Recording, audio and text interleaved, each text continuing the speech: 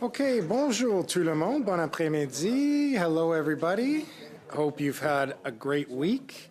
We've got some guests here with us today in both the first hour and the second hour. So I'll just start with the usual reminders, juste un petit rappel. Si vous n'utilisez pas votre écouteur, de juste laisser devant vous. Please, so for our witnesses, if you're not using your translator and it is plugged in, if you can just keep it on the sticker in front of you, please. We do that to protect the health and safety of our interpreters. Colleagues, the first hour today is to hear from officials from the CRTC. This was something that the committee felt was important in our first meeting last week. The second hour will be the commencement of our study on productivity, and at that point we will need to very briefly suspend in order to accommodate the technological provisions that need to be put in place as our guest will be joining us virtually. Having said all of this, I would like to welcome a couple of folks here today. So we have from the Canadian Radio, Television and Telecommunications Commission. I can remember in university knowing what CRTC was, but not knowing the actual long form. So I like that it's all coming full circle now, and I've got it here in front of my notes. We've got Vicky Ertridis, who is the chairperson and the chief executive officer of the CRTC, Mr. Scott Hudden, the vice president, consumer analytics and strategy, alongside Scott Shortliff, the vice president for broadcasting. So, Madame Ertridis, as the commissioner, I'm going to turn it over to you. You've got upwards of 5 minutes, give or take a little bit if necessary, for opening remarks. We will then enter into a variety of lines of questioning, which has been divided in accordance with the seating in Parliament.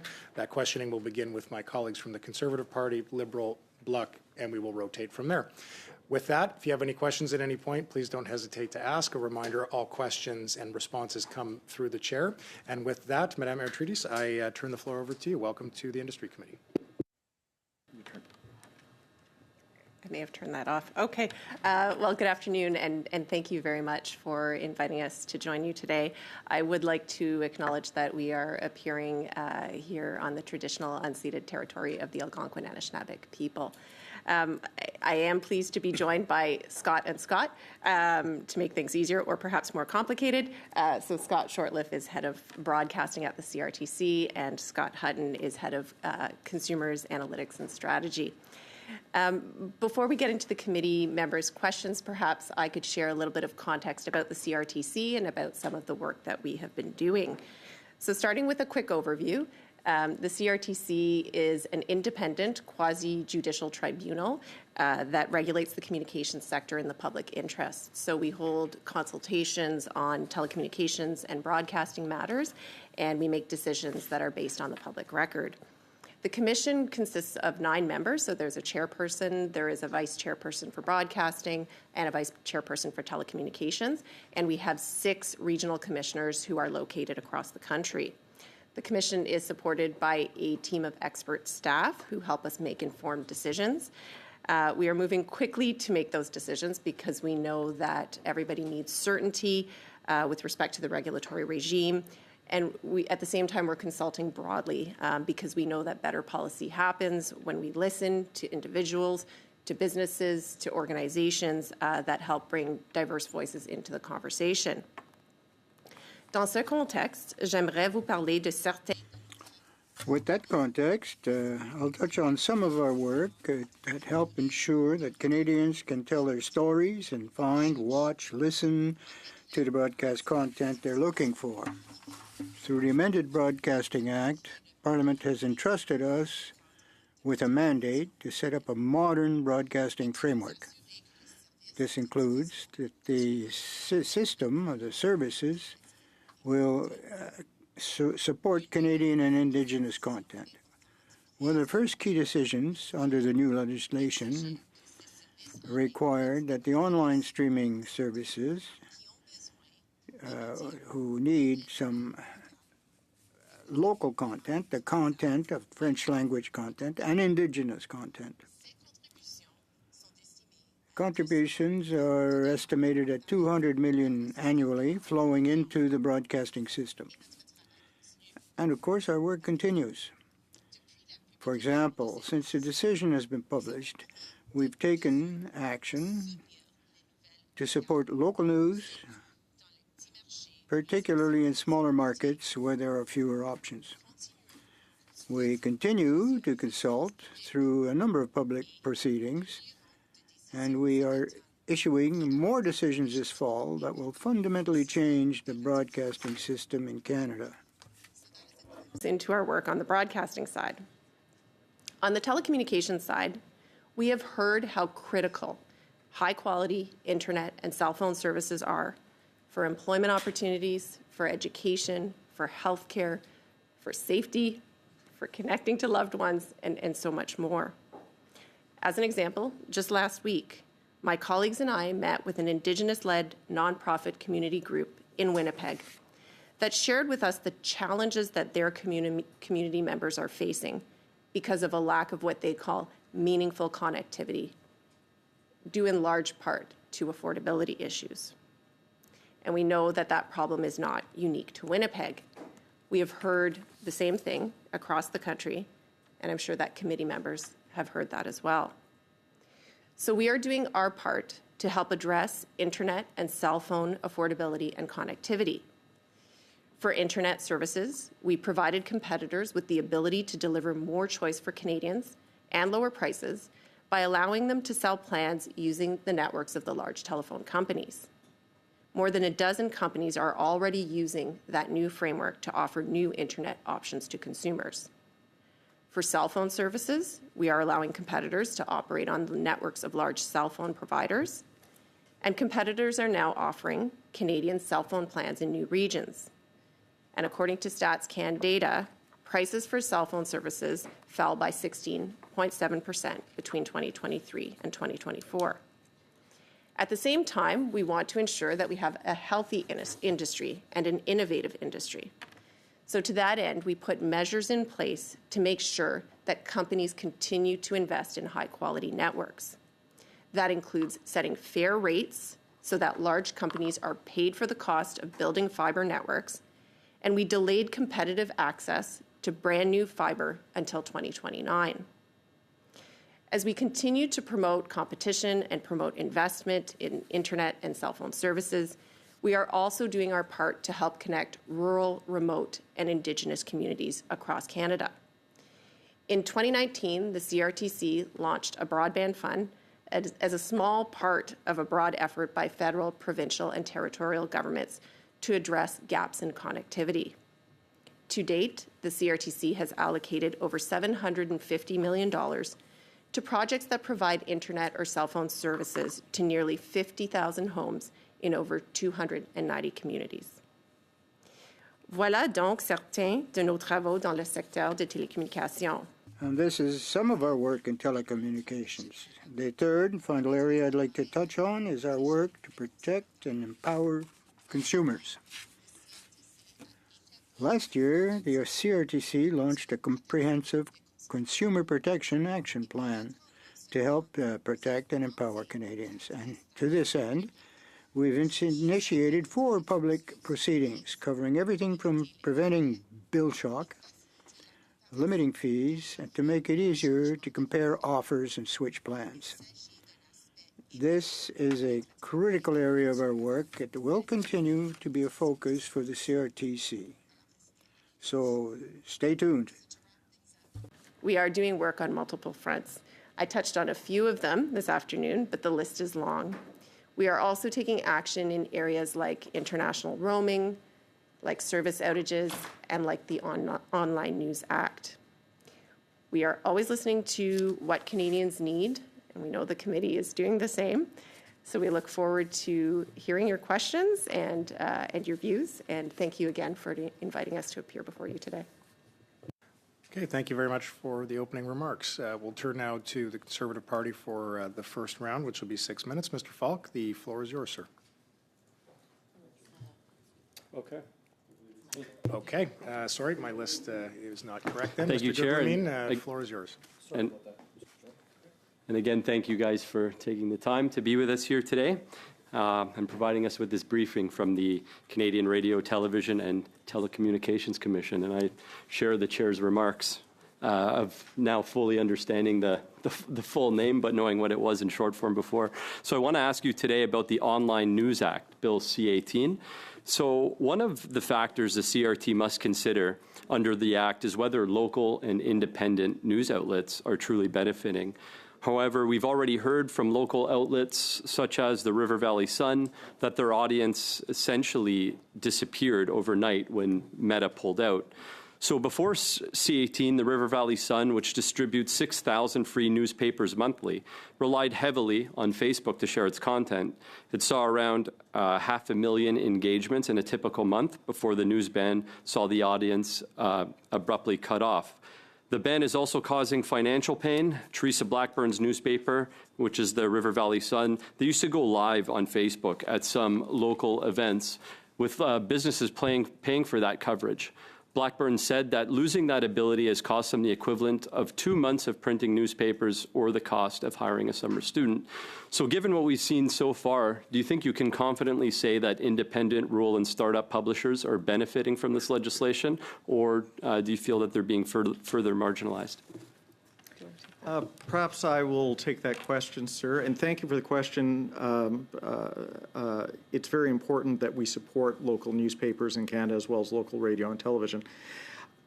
As the tribunal, we were not responsible for the legislation. We were asked to administer it.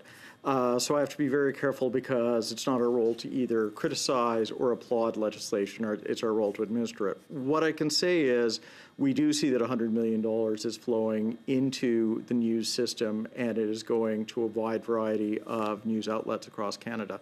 That is not to say that that means there are not news outlets that are being negatively affected. It's not to say that there is not more that can be done for news in Canada. But what we can say is that our part of it, which is to assure that that money flows to both print outlets and broadcasting outlets, is happening. We will be presenting shortly a public report on what we've seen to date. We will be presenting annual reports. It is part of the legislation where we try to assess the impact of the Online News Act. Because we're in the first year, I'll be very frank, there's not much for us to say yet, but we certainly want to have an understanding of how it's affecting the news industry in Canada and where the positive effects are. And we think that by making this information available, it will also help parliamentarians in the future look at what is necessary to take action. So thank you for that detailed response.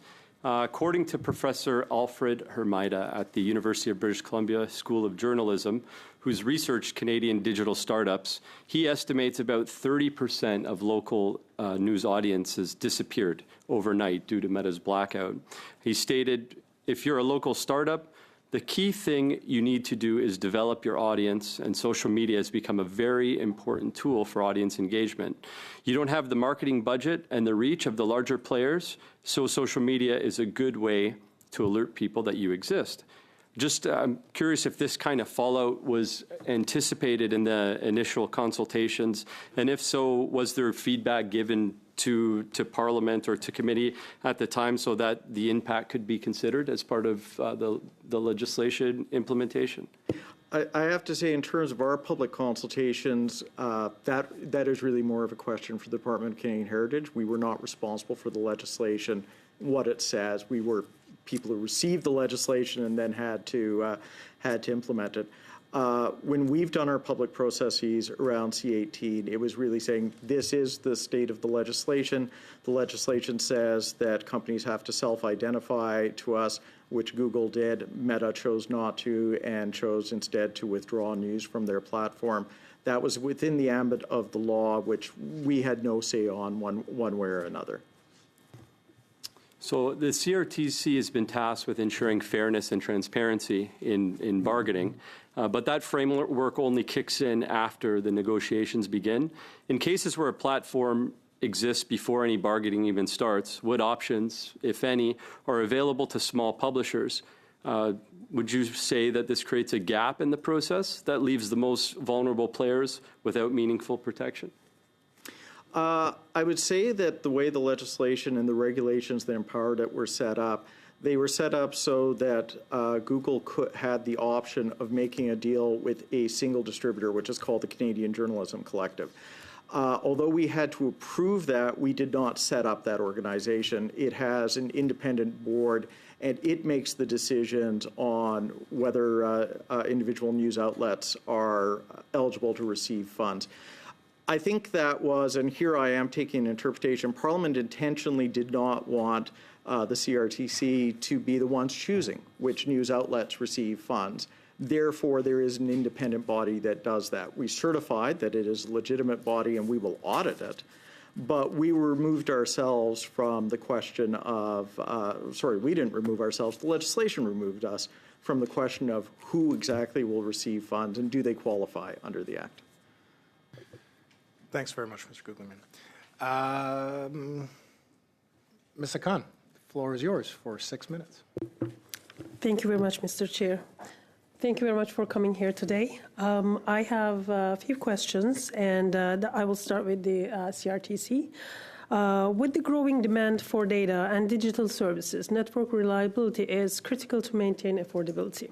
So what steps is the CRTC taking in collaboration with service providers to strengthen Canada's telecommunication infrastructure against outages and cybersecurity threats? And also, could you please explain to us how the recent CRTC decision improves the affordability and access to high quality and reliable internet for Canadians from coast to coast to coast? Thank you. So maybe I can start, and I will turn things over to Scott Hutton, who leads the work on reliability. Maybe I can start with your second question first. So in terms of internet competition, our recent decision that we released opens things up so that competitors can use networks of big companies to offer internet services to consumers in areas that they hadn't offered before. So it opens up choice. So more competition, it isn't for the sake of more competition, it's for the sake of lower prices, more choice, and all of the good benefits that come from that. So that was the thinking behind that decision to open things up and increase competition. So it was very focused on Canadians. At the same time, and coming to your first question before I turn things over to Scott, we also made sure that there were measures in place to continue to promote investment in high-quality networks, because we know that this is very, very important, both on the internet side and the cell phone side. So we made sure through the cost, because it's an actual cost-based analysis, so the rates that we have put in place, those rates take into account investing in fiber. I mentioned that we have a Head Start rule, so there's a certain period of time where competitors can't access the fiber. So that'll go on. That's a 5-year Head Start rule. So there are things that we put in place so that we can ensure continued investment, because we know how important that is. I'll turn things over to Scott, who leads the work on resiliency for the CRTC. And again, we work with ISED and many others in that space. So certainly the CRTC has been very mindful of, what we've seen is likely growing number of outages and major outages that are having a significant impact on Canadians. And so we have put in place a number of different measures, and we are currently doing some work in our regulatory proceedings on a few fronts.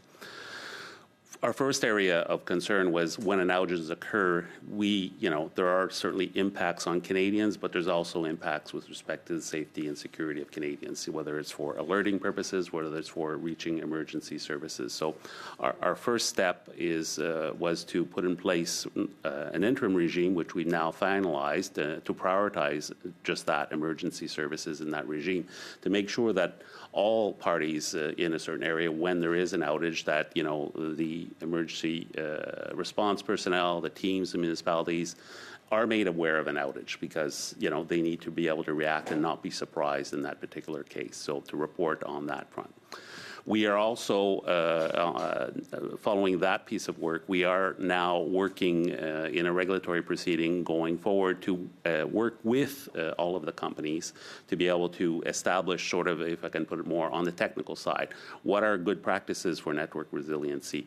How can we work on robustness to get there? How can we work on making sure, for whatever reason, whether it's serious weather events, whether it's breakages, whether it is damage, physical or cyber in nature, we will be looking at that with those companies and that's a role that we do share with the Department of Industry, or ISED, on that front, because they have certain roles with respect to public safety of the network, and also we're also working with public safety. We're also going to be looking at, and this is where my team does come in a little bit more on that front, is ensuring that Canadians get information. I mentioned earlier, let's tell emergency personnel right away, but also, as we're all using our phones, our internet, we're either running businesses, we're working from home, we're doing schooling, there's a whole bunch of, you need to know, and you need that connection, and need to know when it's going to come back, and provide the right information. So we are looking at that right now, as ensuring that there are clear guidelines in place to informing Canadians as to what is down. We'll be asking questions as to what is important to Canadians. We clearly know that, knowing when it's going to come back up is another one. Questions of mapping, outage mapping, certain issues of that nature are all things that we'll be considering in that domain. And we'll also be looking at rebates on that front, because if your service is down for a long period of time, there should be, clear rules around that on that side. Thank you. The second question is about transparency, which is the key to customer retention in the telecommunications sector. In reference to Bill C-288, which is also, includes measures to improve broadband services and transparency, and which became law last year, June 20th. So what initiatives has CRTC undertaken to improve the clarity of pricing and contract terms so that the consumers can make informed decisions? Also, what data is available to demonstrate of the effectiveness of these measures? Just looking for a concise answer. We're going to go about 45 seconds if we can. Sounds good. Yes, we are moving expeditiously to answer all of the elements that were put in law by that bill, but also the implementation of the Budget Act. So we are looking at information, making it easy for Canadians to switch, making sure they're not surprised by bills, and making sure that they clearly have a place to go to complain and get, compensation or get their issues addressed. It's good to know there's others in the country that people can complain to, Mr. Hutton. Monsieur Saint-Marie, à vous. Oui, merci, Monsieur le Président. Bonjour à vous trois. Merci pour. Thank you, Chair, and I thank the witnesses for their appearance. Now, my questions will be addressed to the CRTC. You are a arm's length organization, but the government can, by way of its minister or a ministry, offer you some direction. Do you agree with that? Yes. We are a quasi-judicial tribunal, semi-autonomous. So we do have a directive for telecommunications and the other for radio TV. And we do follow government regulations.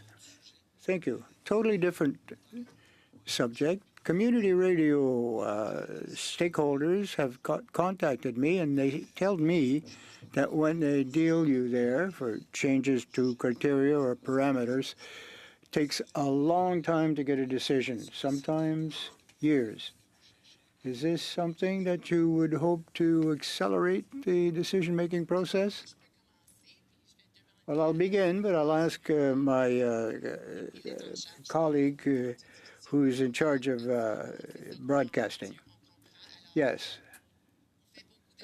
Yes, it's factual. We do a lot of processes internally, and we have some clear priorities. But the issue is that we are also a tribunal, and we have to do public hearings as well as consultations. Our operating methods are a little different. After the changes to the law, we've had many subjects, but we've had public consultations on the modernization of the system.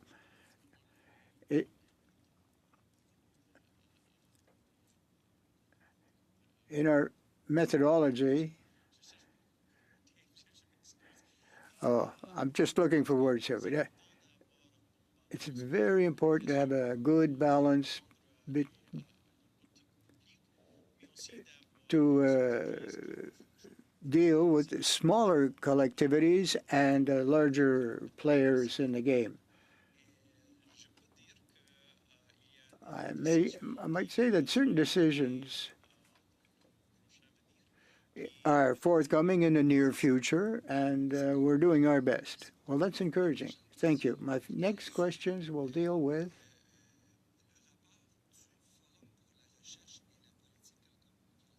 the report on a Forum for Research in Broadcasting and Telecommunications, and it was published only August last, though it was completed much earlier. On page 96, or 86 rather, it itemizes some of the resources that you have.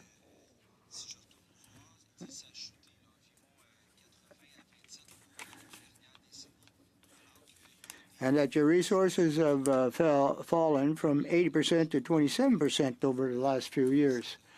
Would you agree with that analysis, and what do you intend to do?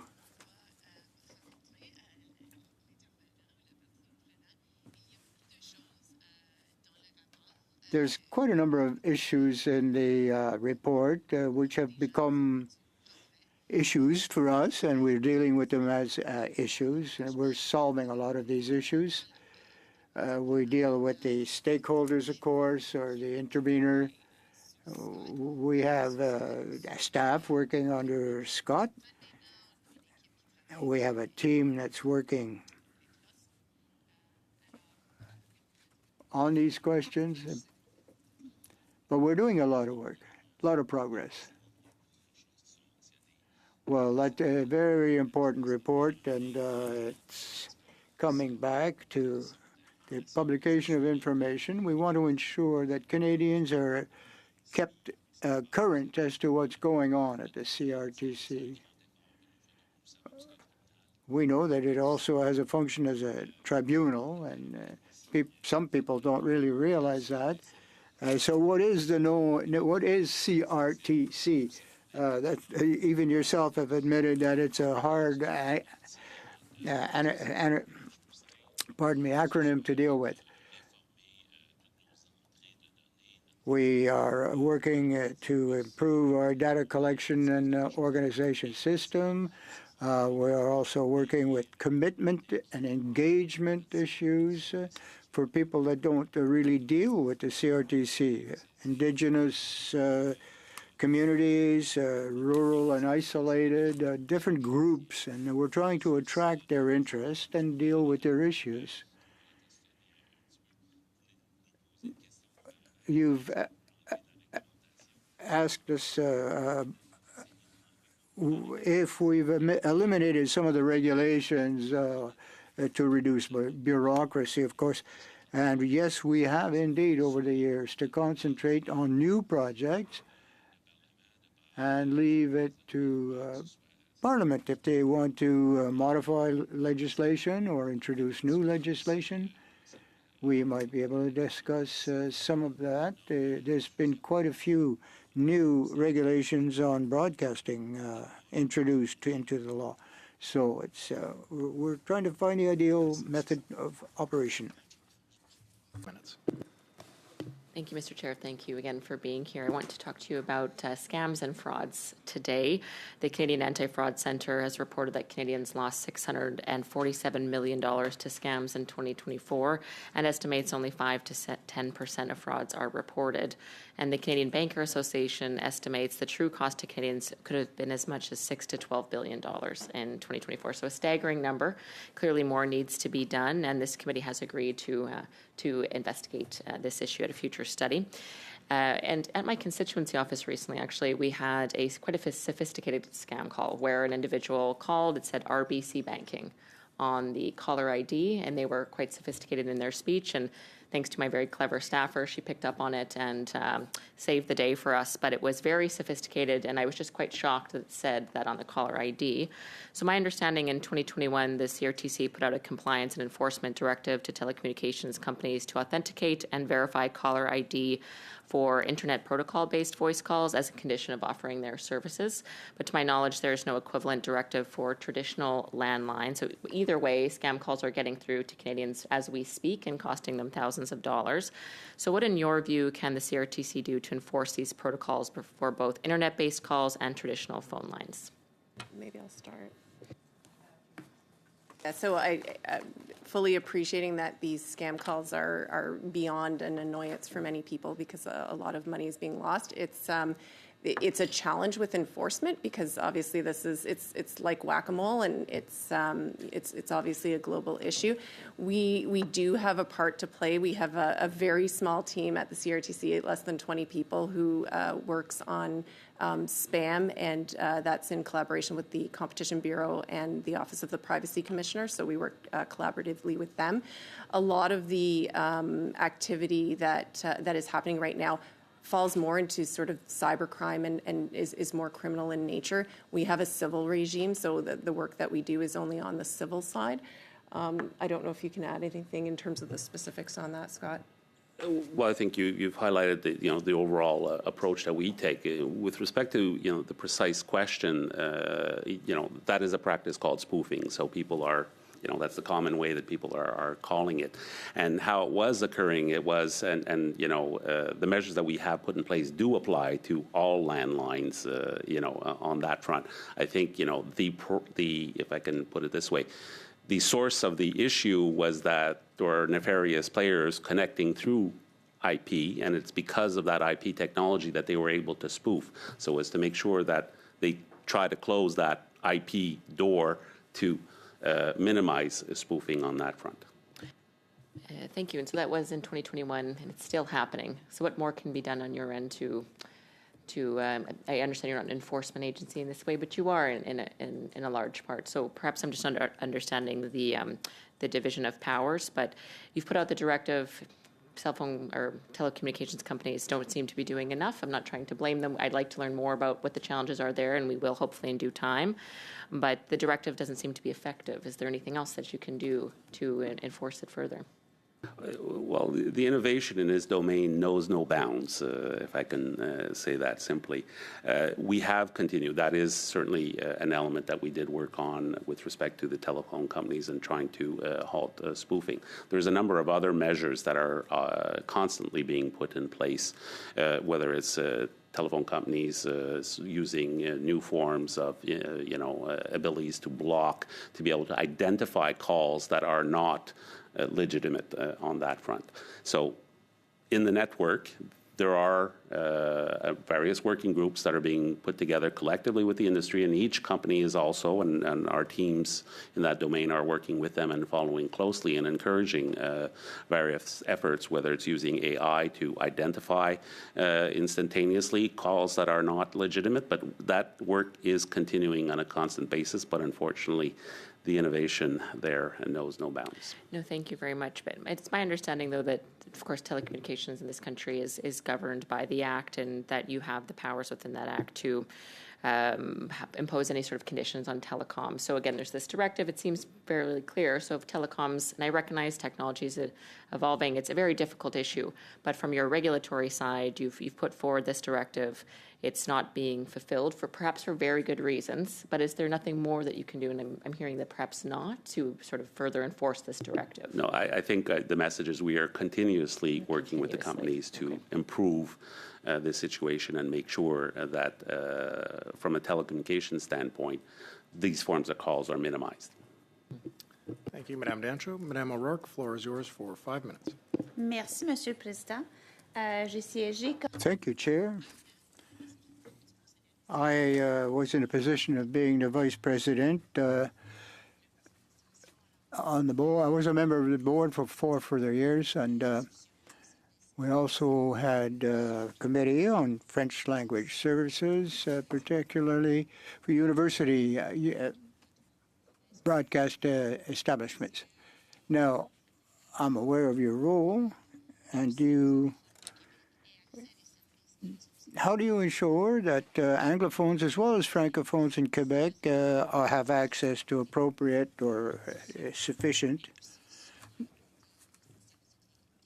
not only broadcasting, but also telecommunications? Well, I might try an answer, and then I'll cede the floor to Scott. That's a key issue and concern in our work currently.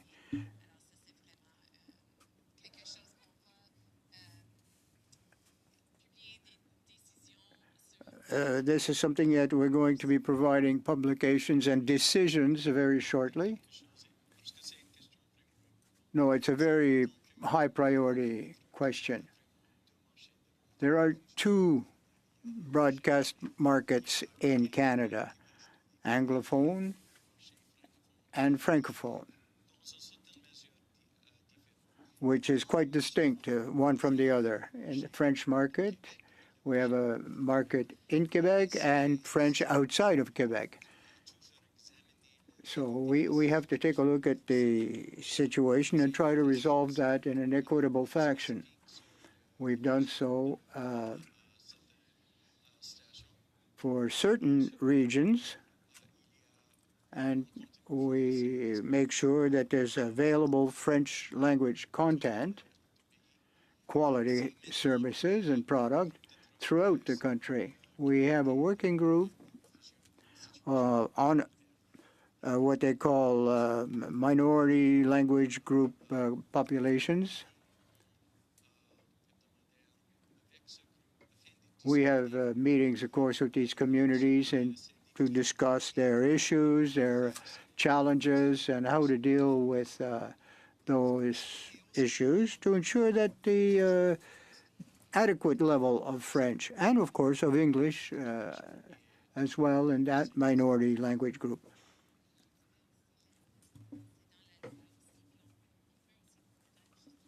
The regulations are quite clear in the law as well. Well, 911 services, for example, extremely important. It's essential because if there's an emergency, someone has to understand either or the two languages, and it's a priority issue for us. We play a role with other stakeholders, of course, whether it's 911, which is a bridging product, which obviously will then be directed to a responder or respondent service. So we make sure that the telecommunications system has the capacity to make sure that it's directed to the right respondent, police, ambulance, fire. Same is true when there are amber alerts in Canada. Justement, encore mieux. We have an open challenge to make sure that they're available in both of the official languages. Merci.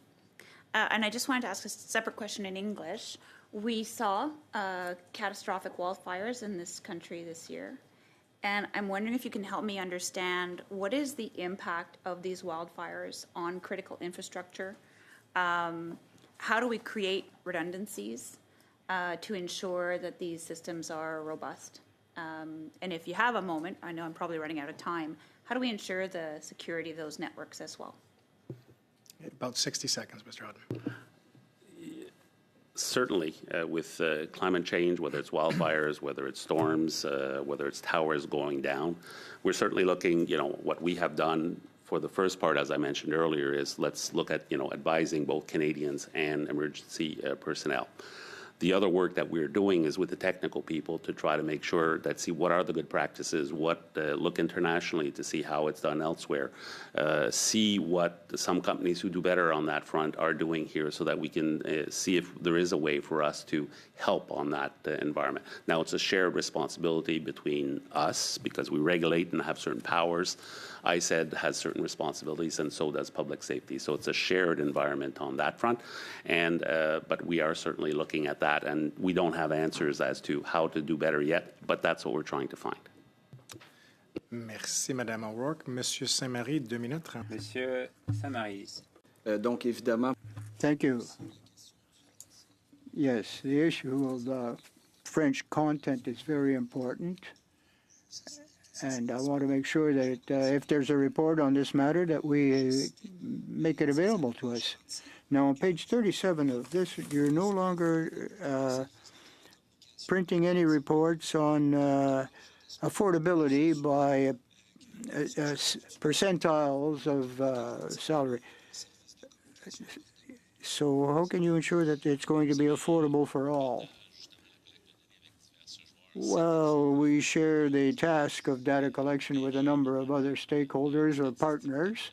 Statistics Canada, basically. We don't have that much more access to those reports. In the most recent years, we've had conversations with StatsCan, and they're going to reintroduce this study. Thank you. Very interesting. Thank you. On page 91, that there's no public register of the decisions and who requested that this. Should there be a public register of decisions?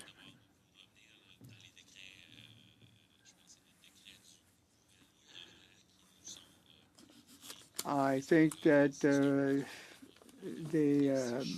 directives of government is not our registry, if you will. It's a general registry. Well, whether it's the Ministry of Industry or Heritage Canada. Okay, thank you. Good answer. Final question on page 71.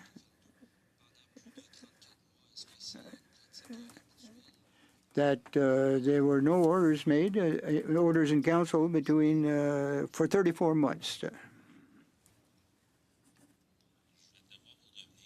I'll have to get back to you on that, but the issue of issuing various orders in council, I'd have to come back for that. With that, I don't. The report was very comprehensive. Well, we can give you the question and sub-questions through the clerk if you can give us some response, either in writing or when you come back. Last January, you're running out of time. Have to share with your colleagues. Oh, I say we got a strict disciplinarian in the chair, but well, I've already been generous with you on the time, so please, we'll get a chance again. Thank you. For 5 minutes. Thank you, Mr. Chair, and thank you to our witnesses and to the Commission for attending here today. Thank you for the opening comments that you made. In your opening comments, one of the takeaways that I picked up on was that you would contribute some success in making cell phone plans more affordable, or the use of cell phones more affordable. That's maybe one of the Commission's expenses or successes. One thing I've noticed in the last couple of years is there's been a shift in the whole cell phone industry, and that's that where monthly fees used to be higher, the cost of the cell phone was minimal or almost non-existent. You just had to commit to 2 years. Most people replace their phone every 2 to 3 years. And the monthly fees are down, but the cost of phones now are $2,000. It seems to me that they've pursued the Costco model where they take the profits up front before you've even bought anything. Can you comment on that a little bit about the overall cost on a 2 or 3 year contract, whether it's really more affordable than it used to be 3-4 years ago? Maybe I can start off and say that, so we do know overall that cell phone prices are coming down, and that's based on StatsCan data. I pointed to the 2023-2024 decrease of 16.7%. I think more recently, just over the past year, it's been roughly 10% is the figure that we have. With respect specifically to the devices, Scott, I don't know if you want to address that. You know, our area of responsibility, who we have authority over, are the service providers. So your Bells, your Teluses, your Rogers. We do not have authority over the Apples and Googles or Ericssons who make those phones available on that front. What we have put in place certainly are measures to make sure that as the service providers are making offers to you, that your information that you do receive is made very, very clear, so that you understand that you are paying for a phone, understand that, if you are paying for it through your monthly bill, that is occurring. What happens at the end of your contract period, that you are able to renegotiate your service plan at the end of 2 years. Those are all measures that we put in place to help and make sure that Canadians are able to get the best possible price and that they're not surprised at the end of the day by certain situations on that front. Yes, we've worked diligently. There's a whole bunch of other, market impacts. So it's not just the CRTC that claims that we've lowered the cell phone prices. It's something that's been occurring for a number of different years now, and it's probably 50% lower now than what it was about 5 years ago on that front. So there is the impact. Canadians do need to, what we're working a lot on, as we mentioned earlier, was making sure Canadians can have the ability to switch, get the right information, can switch easily, can shop, and can get the better deal, and can get a deal for what exactly they want. They also have to think about, do they need a $2,000 phone or some other product on that front? So that's part of that regime. And I appreciate that answer, but when you like you say, you have control over the service providers, but those are the ones that are usually bundling the phones and the monthly fees together. And my question was really, when you compare what a bundle would have been 5 years ago to what it is today, is it really that much cheaper over a period of 2 or 3 years?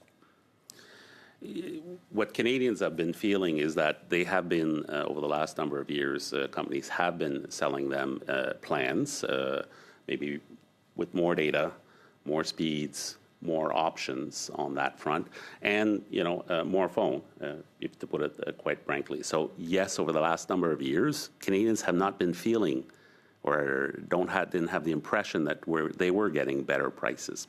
In the last year or so, with a lot of the elements that have been put in place to ensure choice, to be able to help Canadians shop and do better, they're starting to feel that is changing. We're starting to see it with, the measurement of the average revenue per subscriber by the telephone companies. That is going down, so that's an indication. And through surveys, they're also telling us they're shopping around and they're starting to feel the better prices. Feeling happier. Okay, Yeah. good. I just want to shift gears now over to the internet side, rural connectivity. $750 million you were tasked with dispersing to get fiber optics for the most part into the rural communities. The contracts that you issued to make that happen, were they sole source contracts or were they competitive bid contracts? We have essentially it's a regime that we've put, not a regime, with a program that we put in place where effectively, yes, there's $150 million a year, which amounted to $750 million over 5 years. We accept, essentially, we have a process where we make calls for application. So essentially people who qualify and who receive funding through that element, it's done through a competitive, essentially, bidding process for which it is an open process for which we render decisions at the end of the day and inform Canadians as to what has happened with the various applications on that front. So, we are a tribunal, so that's how we have exercised that approach. But it is essentially a competitive bidding approach. So there were no sole source Mr. contracts? Falk, I'm afraid We're out. However, we're a little bit ahead of schedule. So just so I can explain what we're going to do, Mr. Baines is going to have 5 minutes to conclude the round. And then I'd like to offer, just keeping our ratio, 2.5 additional to the Conservative, 2.5 additional to the Liberal, 125 to the Bloc. Would the parties like to exercise that? Okay. In that event, then, Mr. Falk, we'll come back to you if that's who your team agrees will speak. And that will provide you an opportunity to follow up, okay? Thanks very much. Mr. Baines for 5 minutes, followed by a Conservative member for 2.5, followed by Mr. Bardisi for 2.5, followed by Mr. Saint-Marie. Okay, thank you, Mr. Chair, and thank you to our guests for coming here today. Earlier this month, CRTC launched a consultations on improving the resiliency of telecommunications networks and reliability of telecommunications services. Is there a definition that you have made for or will that definition be informed by consultations on what resiliency is?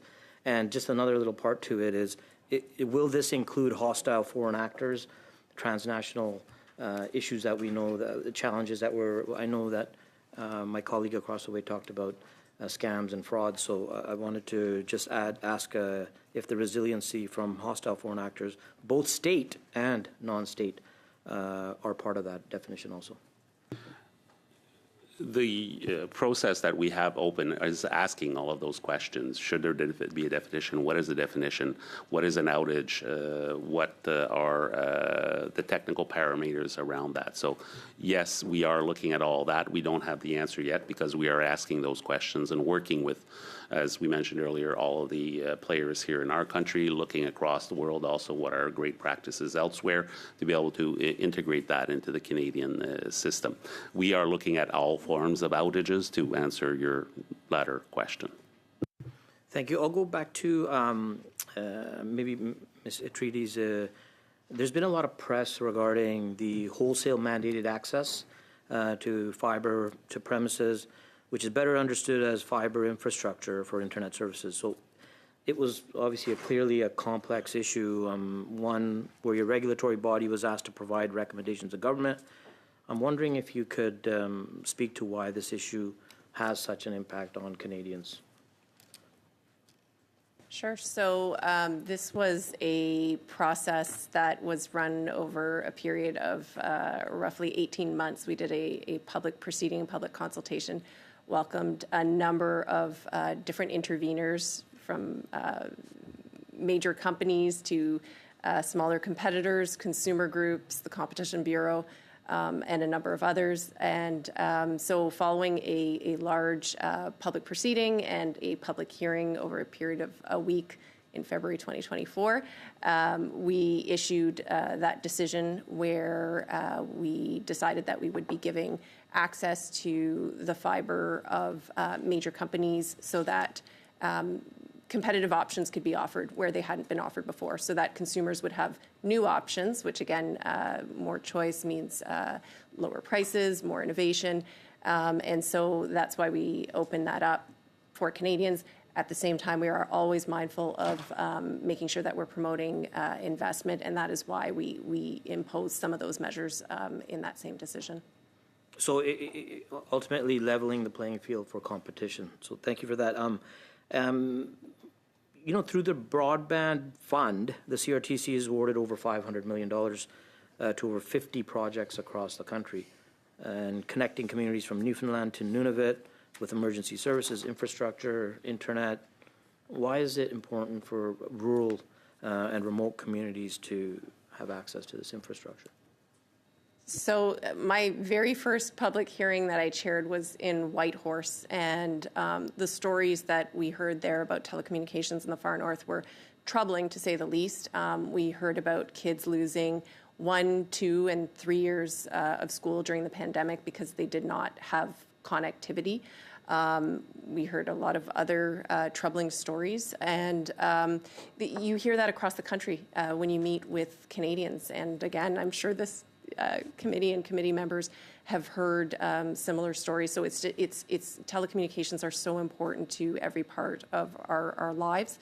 And so making sure that we're reaching rural, remote, and Indigenous communities is so critical. It's expensive to get out there. We have heard from telecommunications companies that it can cost, tens of thousands of dollars to reach a single home in very remote areas. So we know that it's expensive. That's one of the reasons why we have the broadband fund to help. The reality is our broadband fund is a tiny sliver of, the bigger funding initiatives from federal, provincial, and territorial governments to roll out broadband funding. But it's critically important. It's critically important to people's lives. For your time and for your work. Okay, thank you very much, Mr. Baines. Okay, so colleagues, what we'll do here is we'll go 2.5 minutes or so to Madame Dancho, followed by environ 90 secondes, Monsieur Saint-Marie, et puis on va compléter avec Madame O'Rourke pour 2 minutes 30 secondes. Floor is yours, Madame Dancho. Thank you. Just following up on my earlier line of questioning, and I'm sure you're familiar with this, but in February 2025, Australia passed the Scams Prevention Framework, which required banks, telcos, and digital platforms to prevent, detect, disrupt, respond to, and report scams. And ACMA, their Australia CRTC, as I'm sure you know, their telecom and media regulator, can now issue legally enforceable rules to carry out audits and impose multi-million-dollar fines for non-compliance.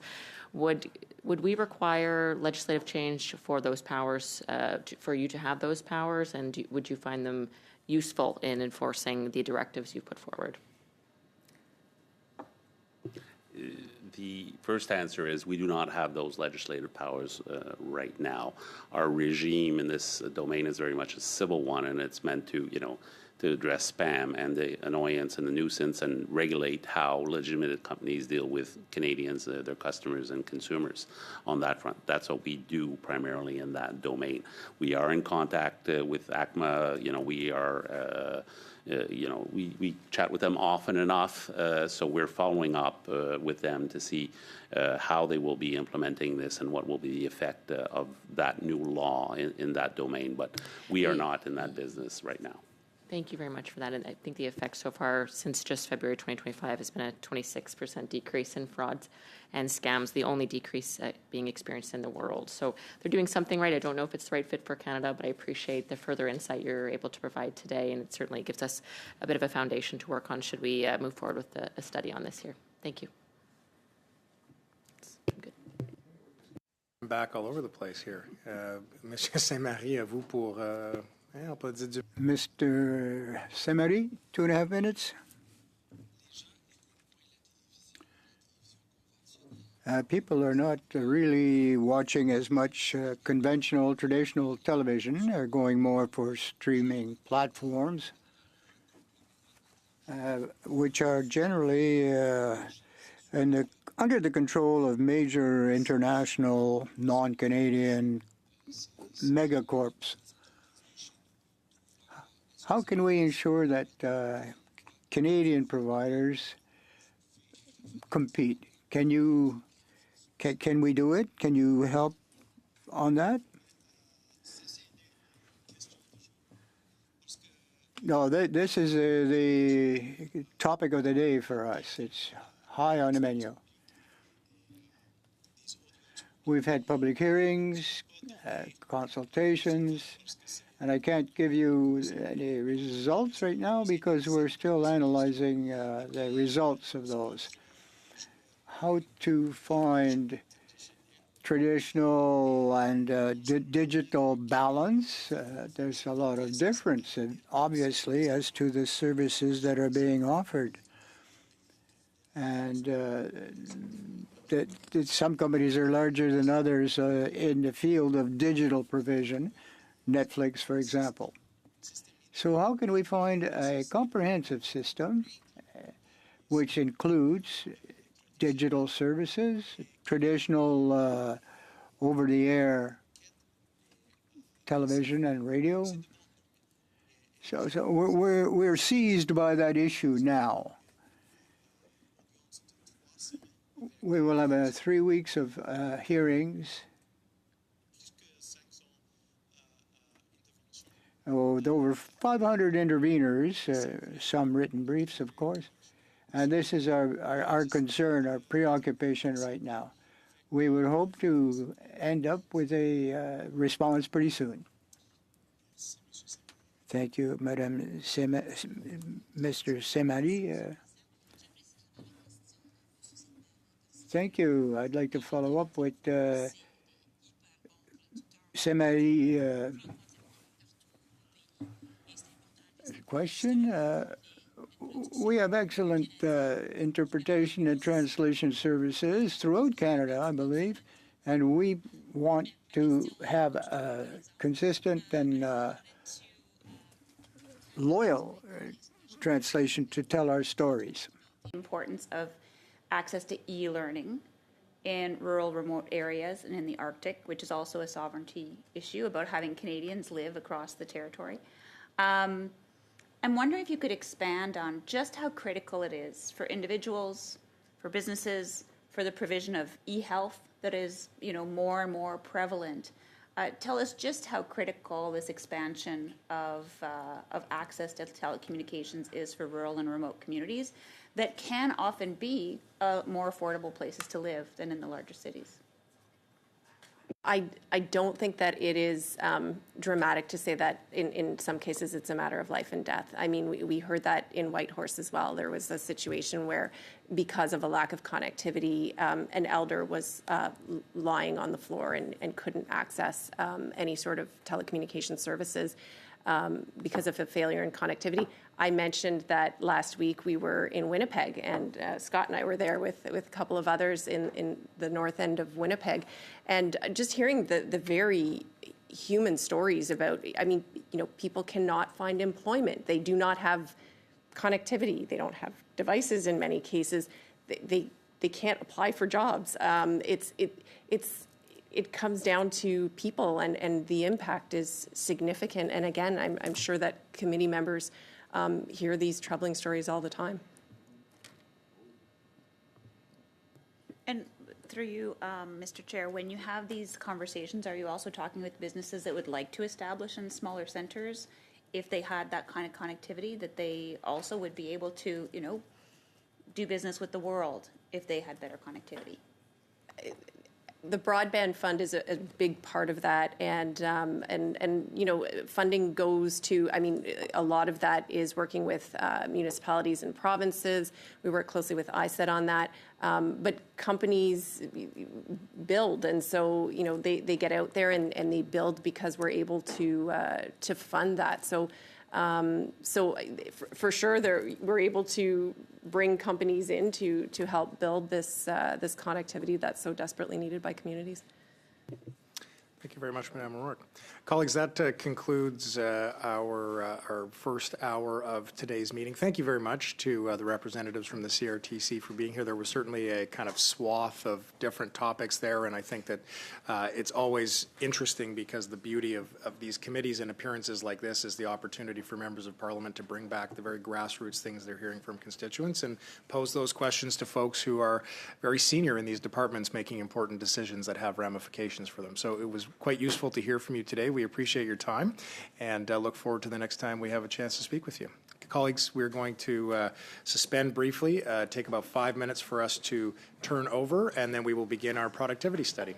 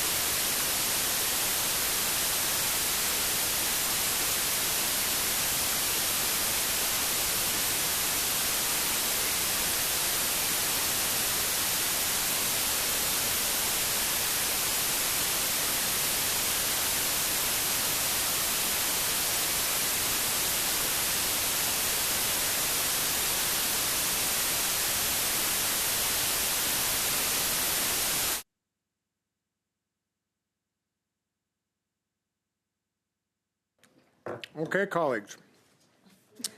We are. I thought I had swallowed the last piece. Mr. Robson, apologies. I snuck a bun in here between our transition. So, colleagues, we're going to go ahead. We've got from the C.D. Howe Institute, Mr. William Robson, who's the president and chief executive officer. And I just wanted to start on a personal note, actually.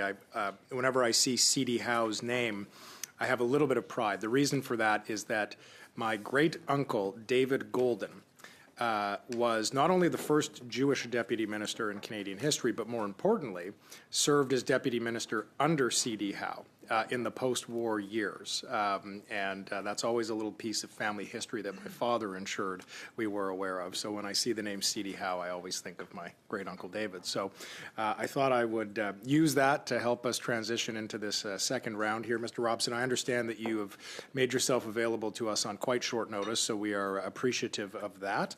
I'm going to turn the floor over to you for upwards of 5 minutes, sir, for introductory remarks, at which point we will then go into some questioning from the various parties around the table here. If you at any point have issues with your headset, please let us know, and I may try to very gently interrupt should I feel as though we're starting to go a little bit over the allocated time. With that, Mr. Robson, I'll turn the floor over to you for 5 minutes to introduce yourself and your expertise on the matter. Thank you very much. Well, thank you for having me here. Congratulations to the technical crew who did such a good job connecting us.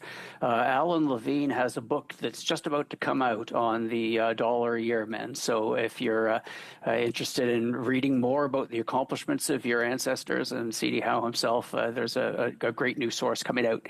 To business here, I hope that my remarks and answers to your questions will help your work. Stagnation of Canadian productivity and Canadians' real earnings and living standards is a critical topic. I congratulate the committee for taking it on. I'll gladly answer questions on any aspect. In my opening remarks, I want to focus on business investment because investment has been so weak for a decade that the stock of capital per worker in Canada has been falling.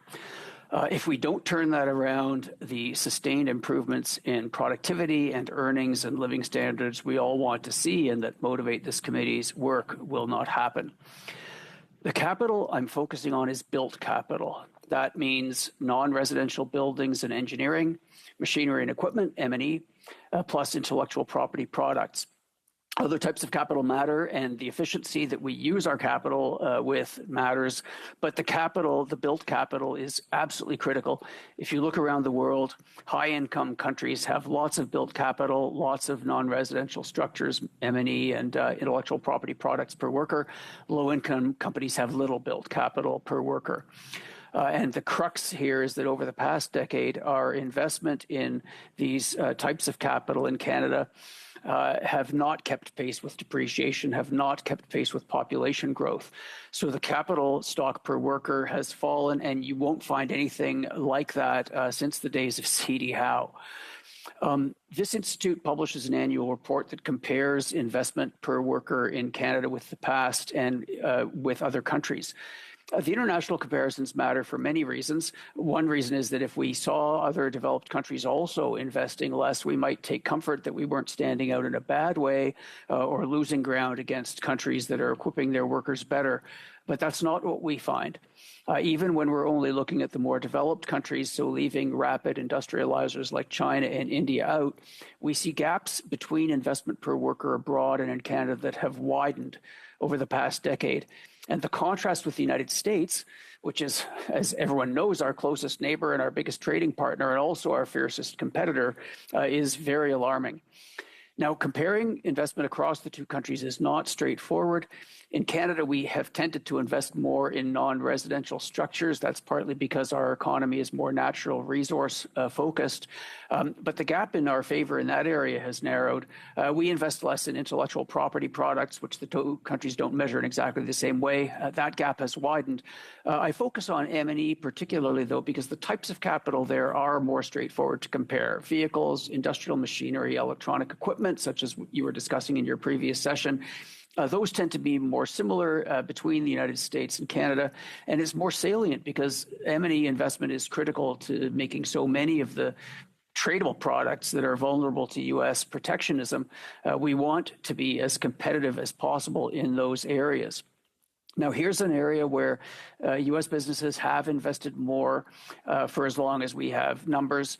If you go back 30 years, for example, just for purchasing power, as we do in our report, and you'll see U.S. investment in machinery and equipment per worker was about, in Canadian dollars, $5,600 per worker annually, and in Canada it was $2,800. So if you compare those numbers, you'd see that every dollar of new M&E investment enjoyed by the typical U.S. worker, for every dollar in the U.S., the typical Canadian worker was getting about 51 cents back then.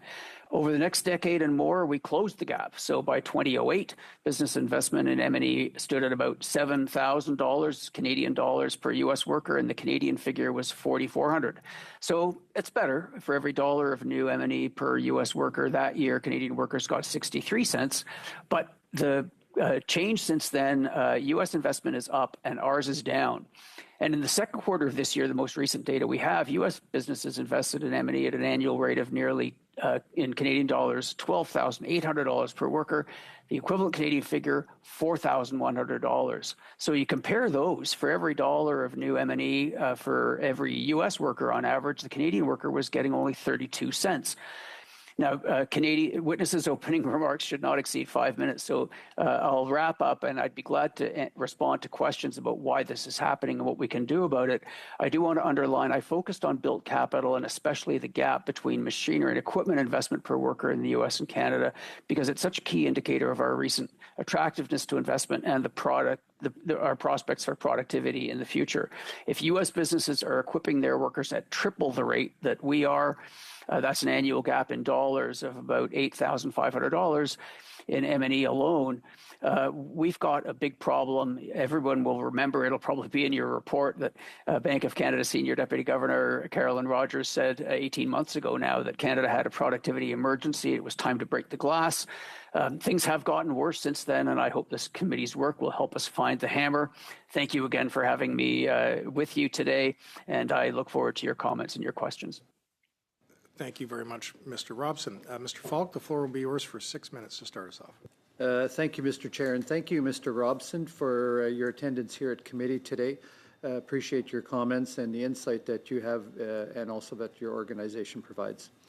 In a recent report that you co-authored, you suggest that the Carney government is poised to rack up a massive deficit of over $92 billion this fiscal year.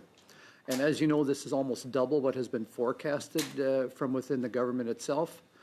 The Independent Parliamentary Budget Officer also recently told the Government Operations and Estimates Committee that he doesn't know if the government currently has any fiscal anchors, which causes a considerable degree of concern, or at least it should. Given these realities, can you communicate to the committee whether your projection of the federal deficit has risen? We haven't updated since we did those numbers, which were based on a variety of sources, including some platform commitments that may or may not come to pass. Just tie this together with the topic of investment and productivity. I am concerned that the growth of government spending and government borrowing over the past a decade has had something to do with the fact that our investment rates have been so low. During most of that time, the economy was operating at capacity. We've got a bit of slack now, but for most of that period, as the high inflation that we endured for a while kind of illustrated, the economy was pretty much working at capacity. And if the economy is working at capacity, for every dollar you spend in a given area, could be government, could be other things as well, like consumption and residential housing. Necessarily, it's going to come from somewhere else where you otherwise might have been able to invest. And when I look at the low investment rates in Canada over the period we've been talking about, I do do think that some crowding out as a result of the growth of government spending and the amount of borrowing that was absorbing saving probably has something to do with it. So when I look at the fiscal trajectory, I have a few things in mind. One of the things I have in mind, and I hope we'll get to this, is the possibility that we could make some tax changes that I think would be helpful for investment. But in addition to that, and kind of as a precondition, it'd be nice to have government taking up a little bit less of the share of funds that's available in the economy every year, because we do need more investment, and it's got to come from somewhere, and a smaller government would make a bit more room for higher investment. Okay, so getting back to my question, you predicted that there would be a $92 billion deficit. Is that a number that you still stand beside or behind? You had also indicated in that report that you used a more optimistic Bank of Canada scenario and that there was a more pessimistic. If you were to look at the worst case scenario that was also provided by the Bank of Canada, where would that land you as far as a deficit projection?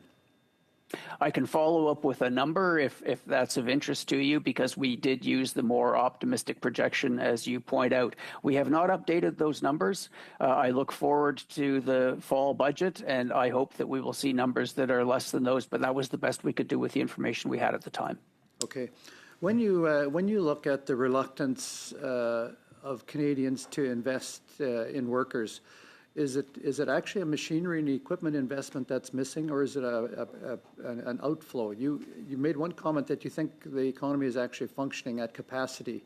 Is it because we're doing low value added work, or is the part that we're missing the high valued manufacturing? When you look at, I mentioned this look around the world to see the countries that have high levels of capital per worker and high incomes. And certainly when you look at the countries that are in that favorable position, you do see that the capital endowment tends to be reflected in high productivity and high wages with workers that are essentially using tools that are newer, more up to date than ours. And so it seems to be a very strong rule of economic development that it's an essential precondition that you have a good endowment of capital per worker. I think that Canadian businesses have been, business investment has fallen in a number of areas as a result of many circumstances. Just for the sake of highlighting one that I think we can do something about, I'll highlight taxes. I mean, people say a lot of things about Canada being, a colder climate, population dispersed in certain ways, more risk averse. Those things may all be true, but why did it get worse over the last little while? I think one reason why we've seen U.S. investment leap ahead in the last few years, going back to their tax reform of 2017, is that they really did some important tax changes that made domestic investment more rewarding. And some of the investment that we saw in the United States after that tax reform probably did come from Canada because it was designed to repatriate capital. And when people have looked at the investment performance of businesses on either side of the border following those reforms, it seems clear that U.S. businesses were investing more. Canadian companies in similar lines of work did not seem to do the same thing. And so it's very likely that some investment from Canada went south of the border to pursue those opportunities. Since Mr. Carney became our Prime Minister, we've seen $60 billion of investment flee our country and end up in other jurisdictions, primarily in the United States. Do you think that's driven because of government policy or legislation, like very punitive bills like C-69, which prevent resource development in our country, or what would you attribute that to? It's probable that the environment for natural resource investment in Canada has been worse than in the United States in a way that has affected investment performance.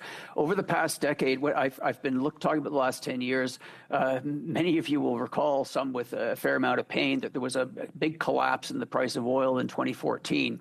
And so fossil fuel extraction everywhere in the world suffered at that point, including in Canada. But one of the starkest points of contrast between the United States and Canada since then is that the resource industries in the United States have come back far more than the resource industries in Canada. I mentioned that there are some difficulties in comparing the two economies. The structure of the energy industries is different, but it's very striking that Canada did not recover the same way that the United States did. So I think that if we can get some of the problems that are afflicting major projects out of the way, we would certainly see a better performance there. And those are very high value added industries, very capital intensive industries. They do affect machinery and equipment investment as well. So I think that would make a difference.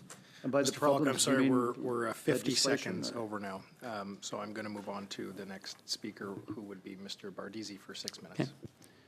Good day, Mr. Robson. Good to see you in this new context for me.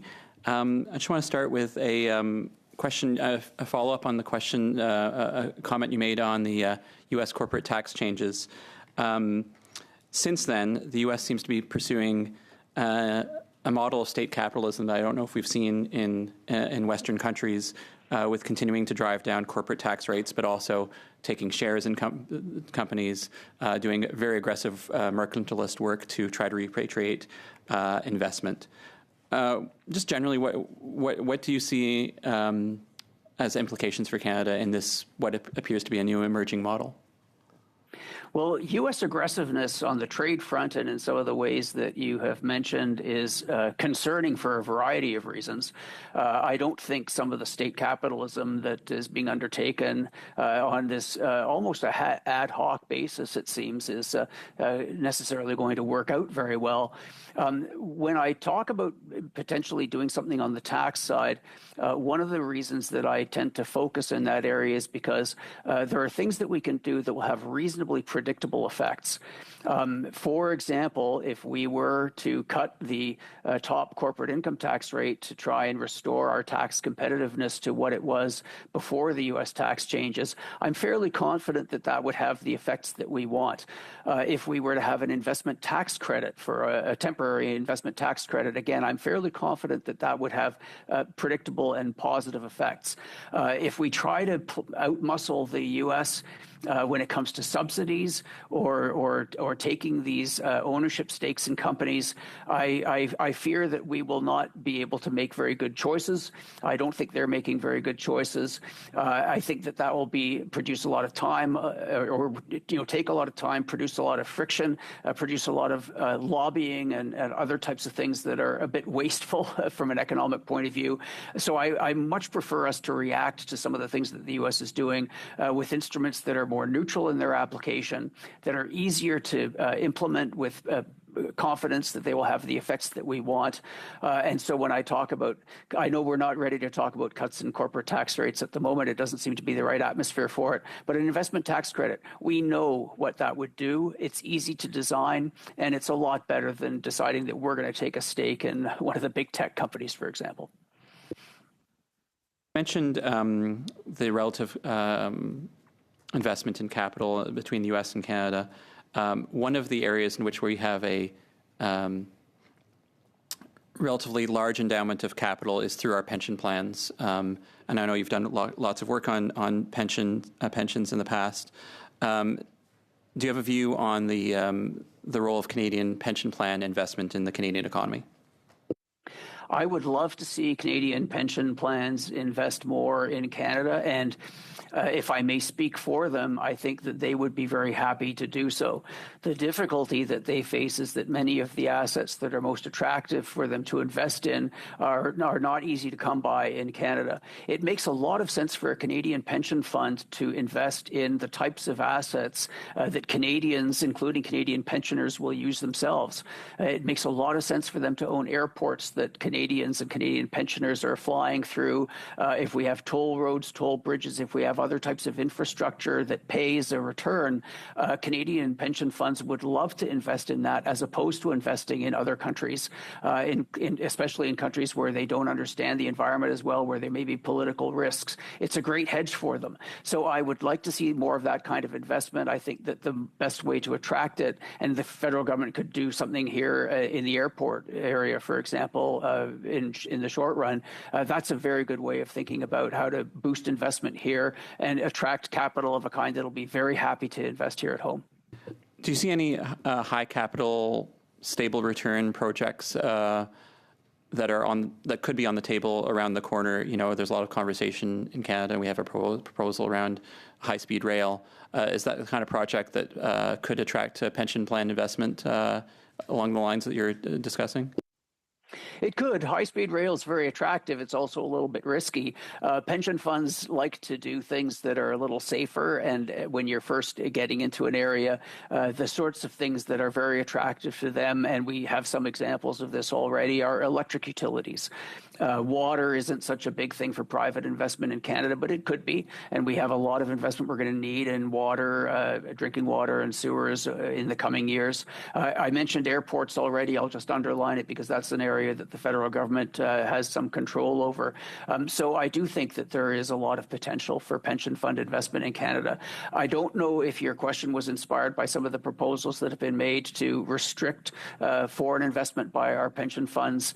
We've had regimes like that in the past with foreign investment restrictions. I wouldn't favor that, and if there's interest on the committee's part, I can elaborate on why. Thank you. And I know we're doing a tour of a number of issues here, and I appreciate your engagement on them. I'm going to switch briefly to talent and IP. You mentioned that IP and intangibles are an asset class that we need to be generating more of in Canada as well. And Canadian firms face pressure from abroad to relocate or sell their IP. So just maybe generally, what role can federal policy play in keeping and attracting talent in this country? Just a quick, concise answer there, please, Mr. Robson. Thank you. Well, I'll quickly say that there is a lot of concern about the difficulty of developing a lot of these applications in Canada. But for the sake of giving a quick and concise answer, I'll say, again, I would look at the tax system. A lot of the talent that flows south of the border is doing so in response to, both on the corporate and the personal side, the fact that you get to keep a lot more of the return on your investment in the United States, and that matters to people who are in that line of work. Thank you very much, Mr. Bardisi. Monsieur Saint-Marie, 6 minutes. Oui, merci, Monsieur le Président. Thank you, Chair, and thank you, Mr. Hunza, for your participation. I'd like to ask a question, first of all, on the productivity for manufacturing sector. If you could give us your analysis on what the obstacles or challenges would be where manufacturers are not investing in high-tech or recently other improvements. In focusing on machinery and equipment investment, I'm acutely conscious of the competitive pressures that we face there and the need to upscale. We will always have manufacturing in Canada, but if we don't have a good endowment of tools per worker, we're going to do low value-added stuff. We don't want to be making T-shirts. We want to be making the machines that make the T-shirts or designing the software that runs those machines. It's clear from the low investment rates I was referring to that businesses are hesitating to invest in this type of capital in Canada. It's very concerning for many of the industries that are under pressure as a result of U.S. protectionism. There are certain things that we cannot very easily do anything about. I wish our negotiators on Canada, U.S., Mexico agreement every success in the world in maintaining our market access. One of the reasons that I focused on, for example, an investment tax credit as a potential response to this pressure is because, and I'm repeating myself, I apologize, but the point is worth making. It's a tool that we know how to design. It's a tool that we know how to use, and we can have a lot of confidence that it will do something helpful. A recent survey from the Canadian Federation of Independent Business, so that's smaller than some of the businesses that we would also like to be tooling up in manufacturing. Interestingly, the highest number ever in their survey cited the cost of capital equipment as an obstacle to their plans. So perhaps we can do something on the tax side to make it easier for them to afford to tool up. Merci beaucoup. Thank you.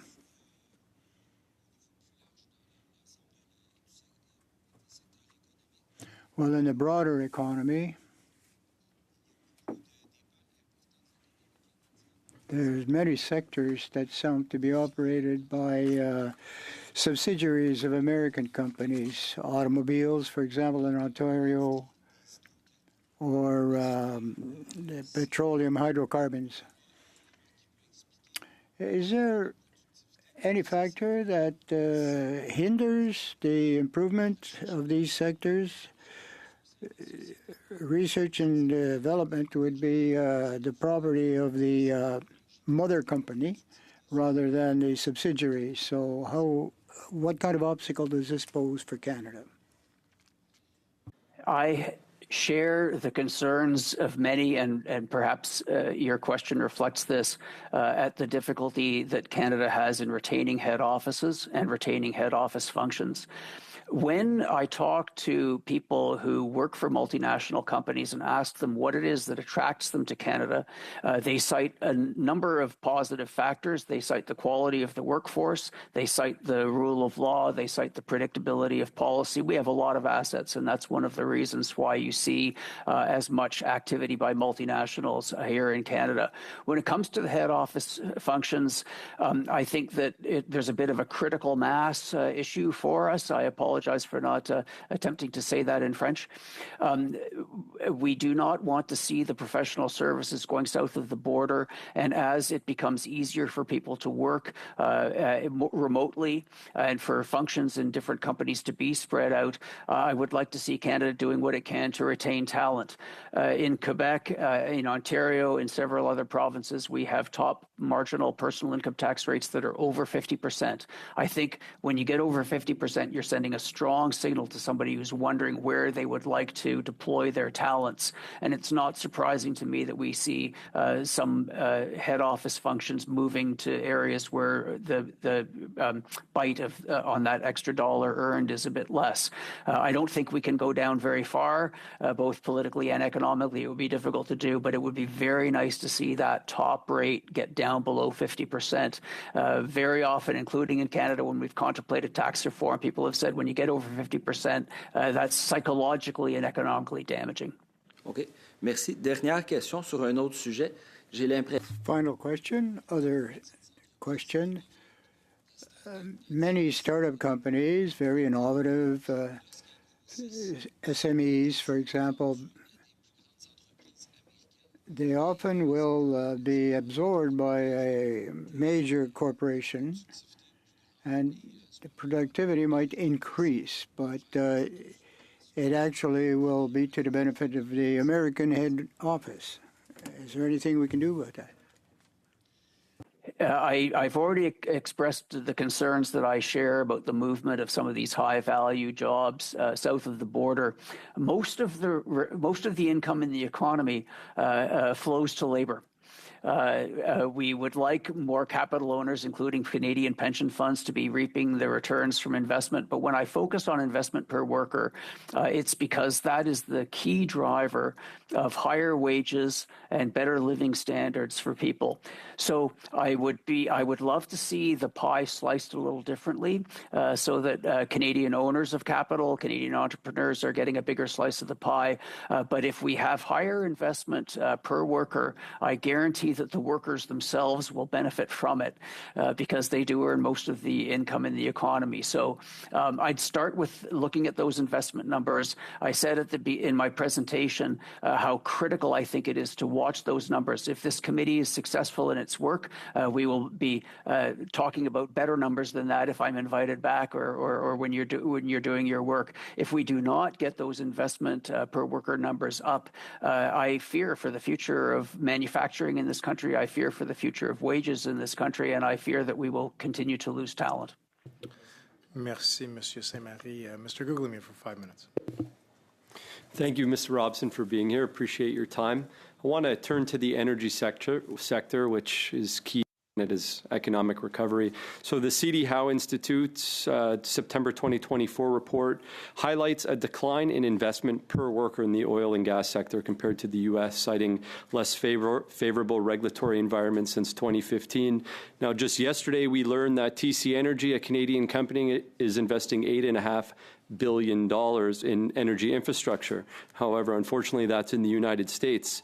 So additionally, the Parliamentary Budget Officer warned that policies restricting Canadian energy production could reduce GDP by $20 billion annually and cost tens of thousands of jobs by 2032. So how do regulatory and policy uncertainties around energy restrictions affect Canada's ability to attract and retain capital investment, and what are the implications for productivity and economic growth? Well, I'll repeat something that I said in response to an earlier question about the very capital-intensive nature of natural resource industries. And when you have high amounts of capital per worker, you pay very high wages.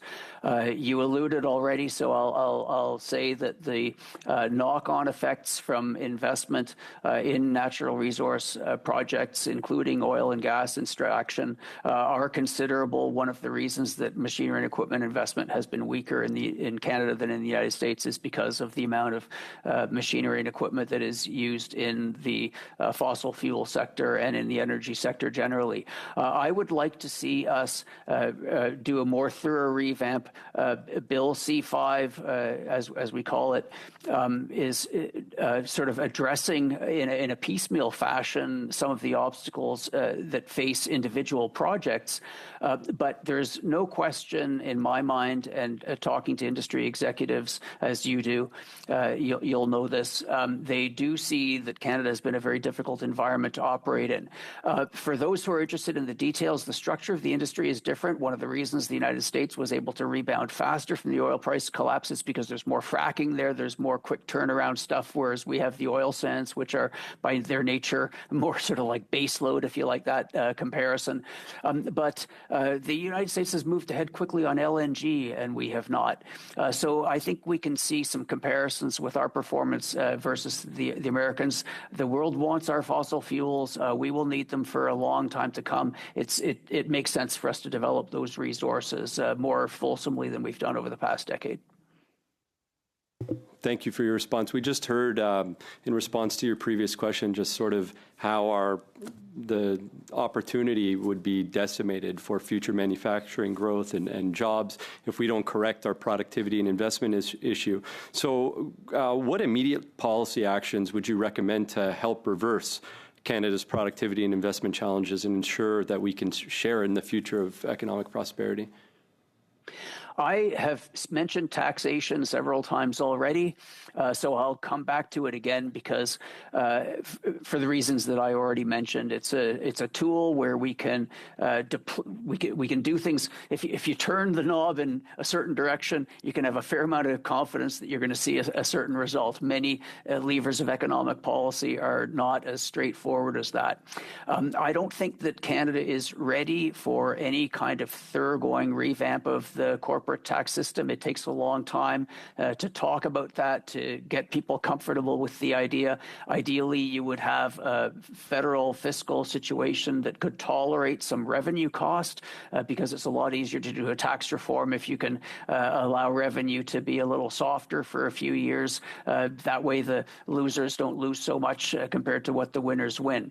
I will go back to the suggestion of a temporary investment tax credit for the reasons I mentioned already. It's easy to design. It will have quite predictable effects. If it's temporary, the fiscal hit will be temporary, and then you can recapture a little bit of what you gave up. But I think that would help bridge the gap between where we are now and where we would like to be with a more competitive corporate tax system over time. And if the federal government is planning on spending like billions of dollars in new subsidies of various kinds, I'd say forget all that stuff. It takes a long time to do. It's very politically complicated. It gives rise to all sorts of lobbying. If you do something on the tax side, it's big, it's dramatic, it's more neutral, and you know that it's going to have a positive effect. Thanks for your responses. Appreciate it. Thanks very much, Mr. Googling. Ms. Akan, the floor is yours for 5 minutes. Thank you, Mr. Chair. Welcome, Mr. Robson, and thank you for being here with us today. So it's great to have the opportunity to talk about one of Canada's biggest strengths, our diverse and talented workforce.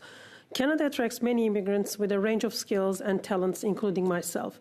However, we can see a labor mismatch in key industry sectors. From your perspective, what policies or programs could help better align the skills of immigrants with the needs of these sectors, ensuring both economic growth and the full utilization of Canadian talent pool? Well, there are several aspects to your question, and it's tempting to try and address them all, but I would run us out of time. I do have concern about the direction of immigration policy over the last few years because we brought in a lot of people who did not have the same skills and attributes that had been correlated with success in the Canadian labor market in the past, and we did it at a time when, as I've been emphasizing, capital investment was so low that we were moving the economy in a direction of less skilled labor and less well-endowed labor in terms of the capital they were working with. So that's not a healthy direction to go in. One of the things that I think we need to remind ourselves of is how successful Canadian immigration policy was over time at bringing in people who would do well in Canada. And going along with that, of course, we had a very strong political support for that kind of immigration system. So I think we need to remind ourselves of the value of ensuring that people who come to Canada do have more of the skills that are going to be successful. And then, as you may know, a very disturbingly high proportion of people who come to Canada subsequently leave. Now, I'm very happy to see people moving around the world. We make connections. It promotes economic efficiency as well as human happiness. But when you see how many immigrants come to Canada and subsequently leave, especially for the United States, you have to worry that they're not finding the opportunities here as rich as what they think they'll find in the United States. And so I would love to see us doing things, including that, getting those higher investment rates that would create more attractive opportunities for people with skills, high education, lots of ambition, and get that flow of immigrants that come to Canada and then leave again, get them to keep coming, but then perhaps stay a little longer or for their lifetimes. Thank you very much for your response. One of our priorities as government is ensuring that the Canadian companies, especially in strategic sectors like technology, clean energy, and critical minerals, have the ability to scale here at home and remain under Canadian ownership rather than being acquired before reaching their full potential. So in your view, what are the most effective measures to help retain and grow Canadian firms domestically? Well, one of the I'll go back to the question of talent, because in many of the areas that are the most cutting edge, including the technologies such as quantum computing, a lot of the leading edge work that's being done in artificial intelligence, the talent there is flowing south of the border at a rate that is very concerning. And it's a complicated thing to address all at once. But I do think that it would be helpful if we lowered our tax rate on the most talented people.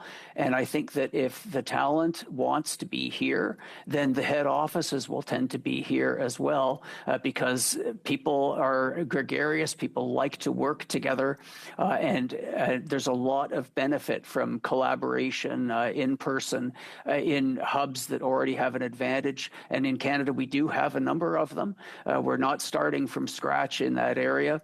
And so I think that if we can provide a more hospitable environment for talent, then a lot of the industrial sort of policy benefits that we seek will come here as a result of the attraction, rather than you didn't say anything about ways of trying to prevent foreign investment, putting barriers up, or perhaps government taking a stake in companies to prevent them from moving. But I think that's a very difficult thing to pull off in an effective way and over time, compared to just looking at the policies of broad application that you know are going to be helpful for encouraging Canadians who've perhaps gone abroad to come back to Canada, and encouraging Canadians who are already here, who've graduated, who are putting down roots to stay.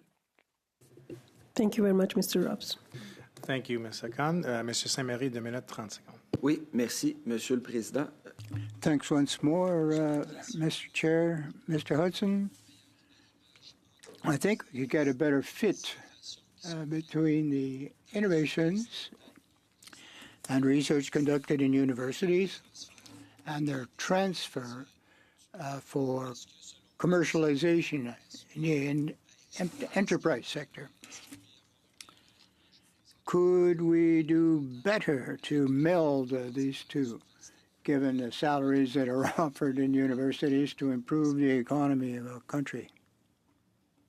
I think we probably could. The post-secondary sector in Canada is under a lot of financial pressure lately, as you'll know. And for the federal government to support basic research, I think there's a very substantial consensus that there are good effects from that. The area that is potentially toughest to address, or one of the ones where I admit that I don't have definitive answers, is with the ownership of the intellectual property. It strikes me that we have some lessons to learn from different models that you see abroad, including in the United States, where it's a little bit more straightforward to say, to whom does the intellectual property belong? Who has the rights to it? It's natural, if public money has gone into research, for us to think about ways that we would try and make sure there's a return to the public from it. But at the same time, sometimes that ambiguity about who owns the intellectual property can make it difficult for us to develop the kinds of synergies, the kind of ecosystem that you're alluding to when you talk about university research. It's a complicated area. I wish I had better answers for you. Je vous remercie beaucoup, c'est très intéressant. Thank you. Interesting answer. On another subject, a lot of entrepreneurs are telling me that given the uncertainty of what's happening south of the border and the tariffs and other measures, very punishing, there's a tendency to wait before we invest in our industries. Would you have any comment or observations or solutions to suggest? As far as the observation is concerned, I have no doubt at all that some of the weak numbers that I was citing just now have to do with the threat of U.S. Protectionism and some of the tariffs that are already in place and some of the things that we are worried that the U.S. administration may do next. I wish that we could control that more easily than we can. One of the reasons that I have been a bit, perhaps more than some would like, focusing on taxation is because that's an area that we can control, and as I have said several times already, with a fair amount of confidence that that the measures that we take will have the effects that we want. I am not opposed to a temporary measure. One of the reasons I talked about a temporary investment tax credit, because some of the problems that we are facing right now are to do, as you say, with people who are hesitating. A lot of the temporary impetus that people have is to locate on the U.S. side of the border because that's where the larger market is. And so to that limited extent, I think what President Trump is doing is bearing fruit. And we can't play that game because we have the smaller market. What we can do is we can make Canada more competitive as a place to produce things. And even if we face U.S. tariffs in many sectors where we previously didn't, if we get a competitive edge, we'll be able to ship. So aside from the tax side, I would actually commend the government for dropping retaliatory tariffs. We have had some success in Canada in making it easy to import capital equipment, making it easy to import inputs. And so when companies, as we look further ahead, are wondering, do I want to be in the United States where policy is so erratic and you never know what's going to happen one day to the next, or would I like to be in Canada where it's a very competitive place to produce and I know I can get my inputs, I know that there's suddenly not going to be a tariff that's going to prevent me from getting what I need. If you've got the quality of workforce that we have here in Canada, I think we can get through this. But in the short run, I apologize. It was a very detailed answer, and I hate to cut you off, but I let that run an extra couple of minutes. So to be fair to those that have questions remaining, I'm going to give the floor to Ms. Borelli for 5 minutes here.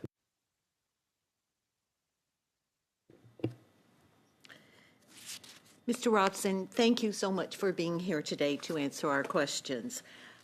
You previously told the committee that too many people find government finances mysterious and that budgets are often late. With key numbers buried hundreds of pages deep in an annex, would you agree that this lack of fiscal transparency not only discourages public confidence but also undermines investor confidence. Since we currently do not have a budget, restoring fiscal discipline is critical to signaling that Canada is a reliable place to invest capital. I do think that the form that budgets take and the schedule on which they are released, the timing of public accounts and these other elements of accountability do make a difference.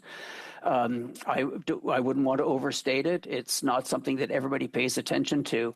But when you have a lot of uncertainty about the economic environment, and when inevitably the things that are going on south of the border are raising all kinds of concerns in the fiscal area as well, what's going to happen to interest rates, for example, it's helpful to have an anchor of stability in federal finances. So I hope that this fall budget is a one-off. I would very much prefer to see the federal government go back to a budget cycle where the budget comes out before the beginning of the fiscal year and lays out a fiscal plan that gives people more confidence. So I accept that the circumstances that we're in right now are a little unusual, but I would be very sorry to see budgets so late in the year become a pattern, because I think that does unnecessarily add to uncertainty, and it creates a little bit of a sense that perhaps the government isn't running the way that it should. If you've got, and some provinces have managed this very consistently, a budget that comes out before the beginning of the fiscal year, I just think that does create a bit more of a sense that everything is being run competently and that people can have a bit more confidence that there aren't going to be sudden changes throughout the year. Thank you. Also, you've pointed out that provinces like Saskatchewan and Alberta are in the A range on fiscal accountability, while the federal government is only scoring Ds and Cs, minuses, in your institute's report card. Meanwhile, countries like Ireland and Australia have created investment climates that attract capital and boost productivity. What lessons should Canada take from those success stories if we want to stop capital from leaving and restore our competitiveness? Well, just to recap a few themes, I think that it is helpful to control the size of the public sector and control the size of public sector borrowing, because there is ultimately competition for talent, labor in the economy, competition for investable funds, competition for capital. There's no doubt that fairly significant size of government is popular among Canadians generally. We like the services that we get, but we also want value for money, and I am confident that we could see better value for money in some areas of government activity. I hesitate to point to the United States when it comes to fiscal management, because their record is not very impressive, but they have a few advantages that we don't. They have the world's reserve currency. They have a very high credit rating as a practical matter, whatever the credit rating agencies may put in terms of the letters. But one of the things that is very clear is that the United States has created a tax advantage that they didn't used to have. They could get by with a tax disadvantage and relatively hostile atmosphere for investment when it came to the tax system because of their large market, because of some other advantages that they have. It would be very nice to see Canada establish an advantage of its own, because we need something. We can't rival them for size of market. We can't rival them for some of the hubs of activity in the short run that they have, but we can make it more attractive for businesses to invest that marginal dollar in Canada, and for talent to be able to say, I'd rather be on the north side of the border. Thank you very much. Thanks very much, Ms. Borelli. Mr. Baines, for 5 minutes, sir. Thank you, Mr. Chair. And thank you, Mr. Robson, for joining us today. I'm going to ask you about internal trade barriers. Can you please give us, shed some thoughts on whether the removal of internal trade barriers can help improve productivity? Yes, I think the short answer is yes. We've seen some fairly big numbers I don't know that I would subscribe to some of the biggest numbers. They perhaps create exaggerated notions of how large and how quick some of these effects could be. You'll know, without my elaborating, how diverse some of these barriers are and how difficult it is to tackle them as some kind of big project. But I think that if we look at the areas such as regulated professions, where it's difficult for people to move across the country, I think if we look at particular areas such as electric utilities, where there's a lot of reluctance to collaborate across provincial borders. I'll mention supply management, and I apologize, but I can't resist. It's a huge fragmenter of the internal market, and the federal government is very complicit in that. I think we could have a more dynamic dairy and poultry industry if the interprovincial barriers that are part of that system were to get lower or perhaps even disappear. So I thoroughly support efforts that the federal government is making to promote freer internal trade. I would just urge the federal government, as it does that, to look at the ways that it itself fragments the internal market, because it's not only the provinces that are to blame. Thank you for that. And I come from Richmond, British Columbia. Years ago, they had the TILMA agreement with Alberta, which allowed for certain professions like notaries, insurance, these kinds of areas. So if you can maybe, I know you indicated a couple of skilled professions, or if you can maybe shed some light on maybe transportation or other barriers that maybe in certain sectors that are most burdensome? The difficulty with addressing this area is that it can, since you mentioned transportation, it's common for me to hear people say, let's not get bogged down on fire extinguisher regulations and other sort of small seeming things that can make it difficult for somebody to drive a rig across the country for reasons that do not have to do with legitimate things like you need a different braking system in the mountains than you do on the prairie. There's just no substitute for tackling some of that stuff. It's not exciting work. It's not sexy. It probably wouldn't make very good testimony in front of a parliamentary committee. But a lot of the growth of regulation over time, and I'm not criticizing the purposes of the regulations. We have safer work environments than we used to. We have safer consumer products than we used to. But you have to be able to get down to the nitty-gritty of that stuff and be ready to do some very painstaking work. So we are making progress in these areas. It's by no means impossible. I'm heartened by what's happened. I'm heartened by what's happening on the provincial front. You mentioned one particular interprovincial agreement, and we've seen expansions of that. We've seen some provinces kind of lay down challenges to others. So it can be done. But in many of the regulated professions, for example, in healthcare, it really is a line-by-line exercise. And so we need persistence and we need perspiration in order to reap some of those benefits. Thank you. And maybe a final question, short answer, if you have your favorite topic of the day. How much can taxes be lowered in order to compete with our southern neighbors? And where does increasing competition through lower taxes bring us?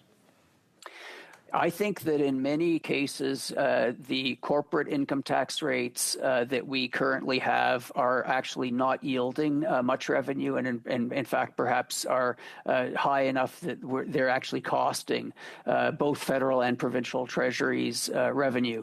So I think you could actually lower some of those rates without having any impact on a budget of a kind that you'd have to offset with higher taxes elsewhere or with spending cuts. What I would like to see us do, and I know you asked for a short question, there are better models of taxation than the one we currently have. My former colleague and friend Jack Mintz has some very important ideas about going to more cash flow-based taxes, maybe exempting reinvested profits from taxation. In order to get there, though, that takes time, and that's one of the reasons why I've continually mentioned an investment tax credit, because that's something you can do temporarily, and that gives us the time that we would need in order to prepare ourselves for a more thoroughgoing reform. Thanks very much, Mr. Mays. Mr. Robson, that brings us to the end of our time together today. You are the first witness that we have had on this productivity study, so very much appreciate your ability to get things in order quickly and to share your insights with us. So thank you very much. Thank you. Okay, take good care. Colleagues, a couple of quick things. We are not meeting on Monday, just a reminder, because the House is not sitting on Monday as a result of the fact that Tuesday is the National Day for Truth and Reconciliation. Our next meeting, therefore, is Wednesday, October the 1st. This will be our first meeting on the Defense Industrial Strategy study. Clerk is going to do her best to try to alternate us Mondays on productivity, Wednesdays on defense, just so that there is consistency built in. But where we need your help, and I'm going to start to apply a little bit more pressure, we need witness lists. We need those into the clerk, and we need them in soon, and they have to have contact information. What will happen if you don't provide witness lists is two things. One, either we can't hold a meeting, or two, I'm just going to go find the witnesses, and whether or not members of the committee like it, that's who's going to appear, because we've got to keep going. So I don't think it's going to come to that, but I do need everybody to please elevate this on their list of priorities. We've got a nice gap between now and the first day of our study. We ought to be able to come up with some witnesses in the first few weeks. Colleagues, thanks very much. We're doing an excellent job of keeping ourselves pretty much right on time, particularly given a transition. Thank you, as always, to our interpreters for your good work today. Merci beaucoup pour votre travail aujourd'hui. Thank you very much to our analysts and our clerk and support staff and everybody else that is here. I hope that colleagues have a great rest of the week, and we will see you again in 7 days' time. Meeting adjourned.